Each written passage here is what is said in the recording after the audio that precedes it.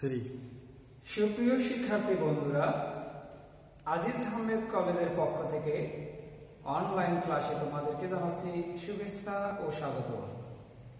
এই অনলাইন ক্লাসে আমি তোমাদের সাথে রয়েছি মোহাম্মদ ইবাদুল হক, প্রভাষক, ব্যবসা সংগঠন ও ব্যবস্থাপনা।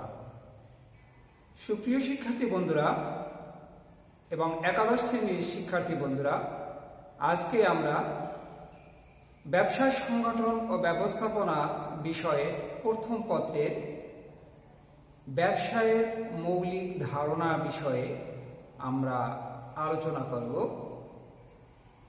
প্রথমেই আমরা জানব ব্যবসায় কি।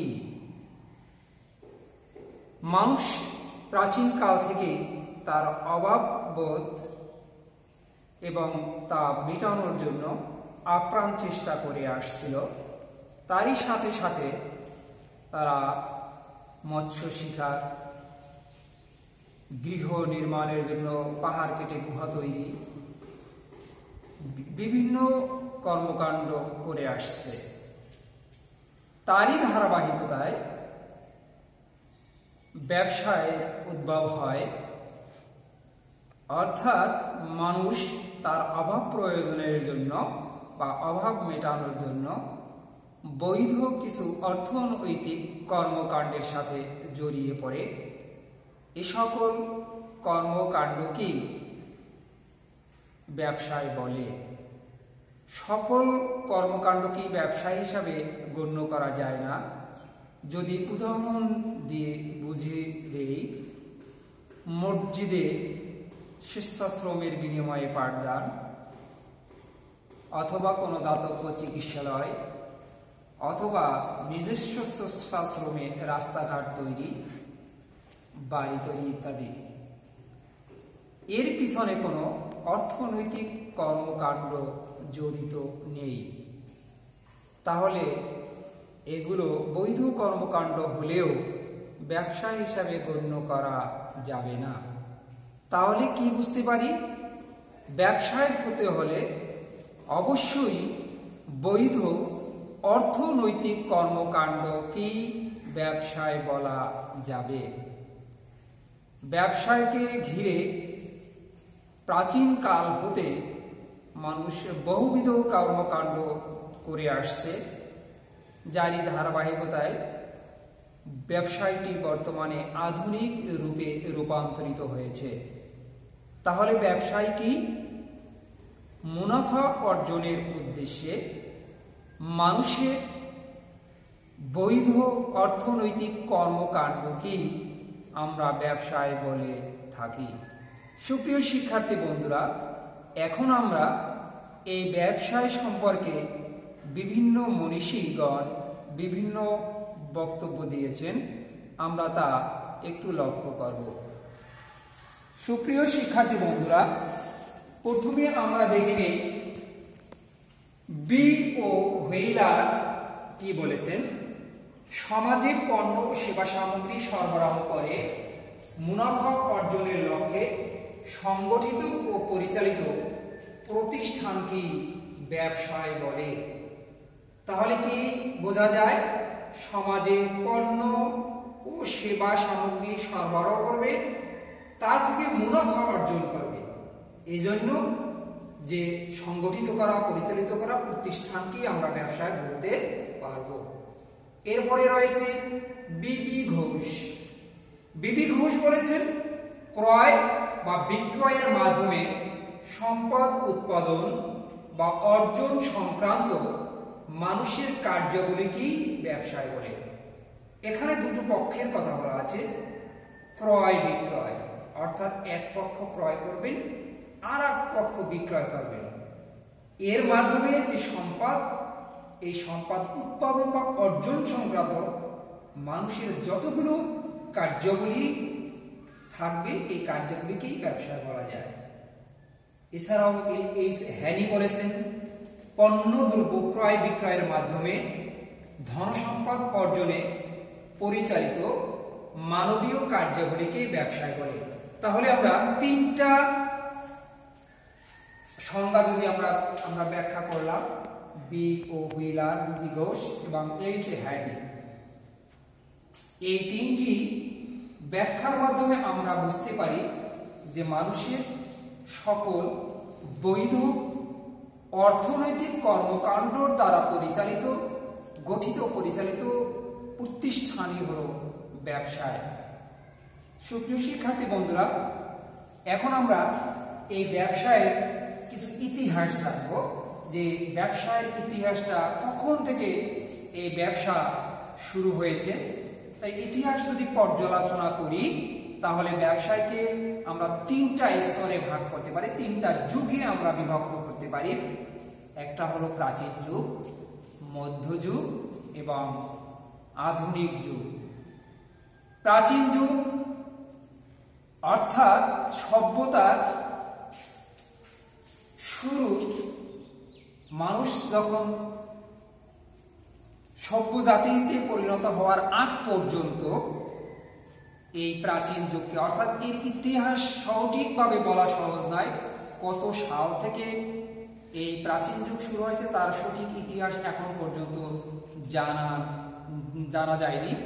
তবে এতটুকু বোঝা যায় সভ্যতার ছোঁয়া লাগার আগ পর্যন্ত যে সময়কাল ছিল সেই সময়কালটাকেই আমরা প্রাচীন যুগ হিসাবে আমরা ধরে নিতে পারি। সভ্যতা ছোঁয়া লাগার আগ পর্যন্ত এই সময় মানুষ কি করত? পশু শিকার করত, কৃষিকাজ করত, দ্রব্য বিনিময়ের কাজ করত। তা প্রাচীন যুগের মানুষ, যেটাকে আমরা আদিম যুগের মানুষ বলি, আদিম যুগের মানুষের নিজস্ব কোনো ঘর বাড়ি ছিল না, তারা পোশাক আশাক ছিল না, তারা পশু শিকার, মৎস্য শিকার, বন জঙ্গলের থেকে কৃষিকাজ, ফলমূল সংগ্রহ করে তারা জীবিকা নির্বাহ করত। তারপরে রয়েছে তারা কৃষিকাজ তাদের মাধ্যমে এভাবে শুরু হয়নি। প্রকৃতি যখন তার গাছপালা থেকে যে আহরিত ফলমূল তারা সংগ্রহ করত, এগুলো সংগ্রহ করার পর তার যে বীজ, সেই বীজটা তার বসত এলাকার অর্থাৎ গুহার আশেপাশে ছড়িয়ে ছিটিয়ে রাখত। সেখান থেকে আবার নতুন করে গাছপালার জন্ম হতো, আবার সেই গাছ থেকেই পুনরায় তারা ফল সংগ্রহ করত। এভাবে আদিম যুগের মানুষ বা প্রাচীন যুগের মানুষ কৃষিকাজ তাদের মধ্যে মাথায় চলে আসে। এরপরে রয়েছে দ্রব্য বিনিময় প্রথা। প্রাচীন যুগের মানুষেরা তখন অর্থের প্রচলন ঘটেনি, তখন পণ্যের বিনিময়ে পণ্য তারা বিনিময়ে করতে শুরু করে। একজনের কৃষি সামগ্রী সংগ্রহ করে, অন্যজনের পশু পাখির চামড়া অথবা গাছের বাকল ইত্যাদি ইত্যাদি বিনিময়ের কাজটা তাদের মধ্যে চলে আসে।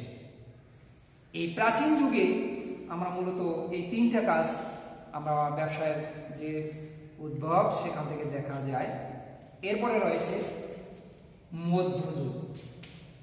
এই মধ্যযুগটা হলো শিল্প বিপ্লবের পূর্ববর্তী সময়কাল। 1750 সালের আগ পর্যন্ত যে সময়কাল, এই সময়কালটাকে ধরা হয় মধ্যযুগ। এই মধ্যযুগে এসে অর্থাৎ খ্রিস্টপূর্ব 2500 অব্দে এসে অর্থের প্রচলন শুরু হয়। এরপরে বাজার শহর উন্নয়নের কাজ শুরু হয়, ব্যবসা সংগঠনের উদ্ভব হয়, উপনিবেশ সৃষ্টি করে। অর্থের প্রচলন খ্রিস্টপূর্ব 2500 অব্দে প্রথম অর্থের প্রচলন শুরু হয়। সেখানে মূল্যবান ধাতব পদার্থ, স্বর্ণ, রৌপ্য, তারপর পাথরের কণা, শামুক, ঝিনুক ইত্যাদির মাধ্যমে তারা এই পণ্যগুলোকে দ্রব্য বিনিময় প্রথার হাত থেকে রক্ষা করে এই প্রচলনের মধ্যে নিয়ে আসে। এরপরে রয়েছে বাজার শহর উন্নয়ন।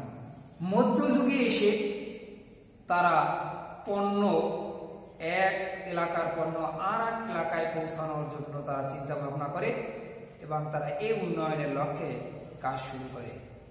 এরপরে রয়েছে ব্যবসায় সংগঠন উদ্ভব। তখন তারা চিন্তা ভাবনা শুরু করে কিভাবে একটা সংগঠন সৃষ্টি করা যায়, ছড়ানো ছিটানো জিনিসগুলোকে কিভাবে একত্রিত করা যায়, সে লক্ষ্যে তারা কাজ শুরু করে। এরপরে রয়েছে উপনিবেশ সৃষ্টি। এরপর তারা যেমন রয়েছে ইস্ট ইন্ডিয়া কোম্পানি, এভাবে অন্য অনেক কোম্পানি তারা সৃষ্টি করে।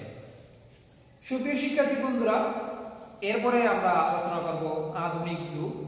এই যুগটা শুরু হয় 1750 থেকে 1850 সাল, অর্থাৎ এই সময়টা শিল্প বিপ্লবের যুগ ছিল।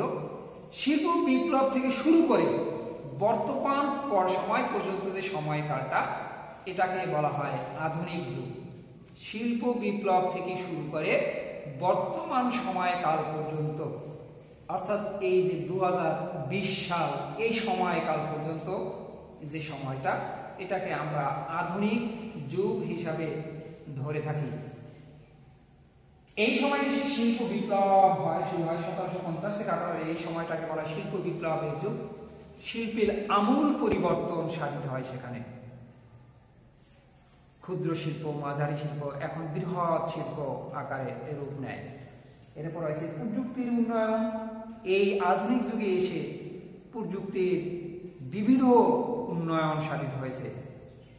এখন একটু যদি উদাহরণ দিয়ে লক্ষ্য করি, এক সময় মানুষের যোগাযোগের মূল বাহন ছিল কাগজে লেখা পত্র, আর এখন সেটা মুঠোফোনে চলে আসছে। মাঝপথে ছিল তারযুক্ত বাহন, এখন শুধুমাত্র তারবিহীন মুঠোফোনের মাধ্যমে আমরা এই যোগাযোগটা করতে পারছি। এটা মূলত প্রযুক্তির উন্নয়নের কারণে। শুধু মুঠোফোনের কথাই বিবেচনা করলে চলবে না, আকাশ সংস্কৃতি, আমরা স্যাটেলাইট ব্যবস্থা, এগুলো আধুনিক প্রযুক্তির উন্নয়নের দ্বারাই সম্ভব হয়েছে। এরপরে রয়েছে বাজারজাতকরণ ব্যবস্থার আধুনিকায়ন। এক সময় মানুষ এক স্থানে বা নদীর পার, জমির আইল বা কোনো বেঞ্চে বসে তারা লেনদেন করত। এখন আর সেই যুগ নেই। এখন আধুনিক পদ্ধতিতে আমাদের এই ব্যবসার বাজারজাতকরণ ব্যবস্থা চলছে। সেখানে লক্ষ্য করা যায় যে আমরা কমার্সের কথা আমরা এখন জানি, অনেকেই আমরা জানি। আধুনিক যুগ যেহেতু, ইলেকট্রিক কমার্স। তারপর এই ইলেকট্রিক কমার্সের ক্ষেত্রে যদি ব্যাংকিংয়ের কথাও লক্ষ্য করা যায়, যে এক সময় মানুষ ব্যাংকে গিয়ে তার অর্থ হাত বদল করতে হতো, এখন আর সেই সময় নেই। ঘরে বসেই তার অ্যাকাউন্ট থেকে টাকা ট্রান্সফার করতে সক্ষম হয়। আগের যুগে টাকা পাঠানোর জন্য ব্যক্তিকে নিজে তার সাথে সংগ্রহ করে নিয়ে যেতে হতো, এখন আর সেই যুগ নেই। আমরা যদি সহজেই উদাহরণ দিই, তোমরা অনেকেই এর সাথে পরিচিত, যেমন বিকাশ, রকেট, নগদ, এভাবে অনেক মোবাইল ব্যাংকিং বাংলাদেশে চালু রয়েছে। এগুলো আধুনিক প্রযুক্তির উন্নয়নের ক্ষেত্রে বাজারজাতকরণ ব্যবস্থার ক্ষেত্রে অতীব গুরুত্বপূর্ণ কিছু উপাদান, যার কারণে এখন এই ব্যবসা প্রতিষ্ঠান আর আধুনিক এবং মধ্যযুগের মধ্যে নেই, এখন চলে আসছে আধুনিকতার ছোঁয়ায়। ভবিষ্যতে যে এই ব্যবসা প্রতিষ্ঠান আর কত ঊর্ধ্বে চলে যাবে, সেটা ভাবা ছাড়া আর কিছুই করার নেই। আমরা আস্তে আস্তে দেখব কিভাবে এই ব্যবসা প্রতিষ্ঠান আরো কিভাবে উন্নতি করা যায়, আরো কিভাবে আধুনিকায়ন করা যায়। সে লক্ষ্যে বিভিন্ন বিজ্ঞানীগণ, বিভিন্ন ব্যবস্থাপনা বিশারদগণ কাজ শুরু করতেছেন। তাদের গবেষণার মাধ্যমে সুন্দরভাবে আরো কিছু প্রযুক্তির ছোঁয়া আমরা ব্যবসায় প্রতিষ্ঠানে দেখতে পাবো বলে আশাবাদ ব্যক্ত করছি। সুপ্রিয় শিক্ষার্থী বন্ধুরা, আজকে আমরা শুধুমাত্র ব্যবসা সংগঠন ও ব্যবস্থাপনা প্রথম পত্রের প্রথম অধ্যায়ে প্রাথমিক কিছু ধারণা জানলাম। পরবর্তী ক্লাসে আবার এর পরবর্তী ধারাগুলো নিয়ে আলোপ করব। তোমরা ভালো থাকবে, সুস্থ থাকবে, আমার সাথেই থাকবে, আমিও তোমাদের সাথে আছি। সুস্থ থাকো, ভালো থাকো। আল্লাহ হাফেজ।